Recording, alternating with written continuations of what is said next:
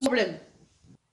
Un séchoir à linge comporte 3 fils de 0,95 m, 4 fils de 135 cm et 5 fils de 0,15 décamètre. Quelle est la longueur totale de fil disponible pour étendre son linge? Le mieux, c'est de tout mettre dans la même mesure. Vous mettez tout en mètres ou tout en centimètres ou tout en décamètres. Le mieux, c'est toujours de mettre dans la plus petite mesure, donc tout en centimètres. Voilà. Donc, quelle est la longueur totale de fil disponible pour étendre son linge? Donc pour résoudre le problème, on a déjà besoin de cette partie du tableau. Donc 0,95 mètres, on va le mettre ici, en centimètres, parce que moi je dis toujours la plus petite, c'est plus facile. Donc 95 centimètres, il y aura 3 fils. Ensuite, on vous a dit 4 fils de 135 centimètres. Donc ça c'est déjà transformé en centimètres, il en faudra 4 fils.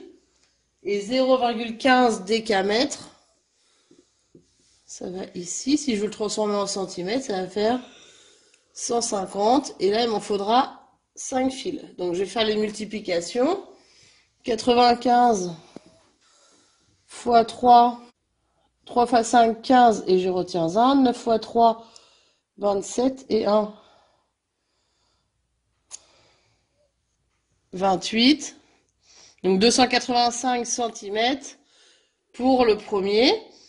Ensuite, 135 fois 4, 4 fois 5, 20. Et je retiens 2. 4 fois 3, 12 et 2, 14. 4 fois 1, 4 et 1, 5. Donc 540 cm pour la deuxième donnée. La troisième, 150 fois 5. Donc 5 fois 0, 0. 5 fois 5, 25. 5 fois 1, 5 et 2, 7. Donc 750 cm. Et après, il fallait que j'additionne tout pour savoir la longueur totale. Donc 285 plus 540 plus 750. Donc 5, 8, 9, 10, 11, 12, 17, 7, 15. Donc 1575 cm que je peux retransformer si je veux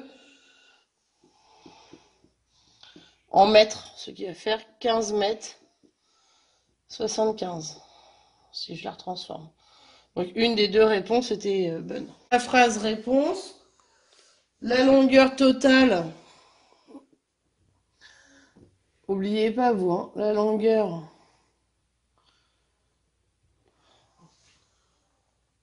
totale du fil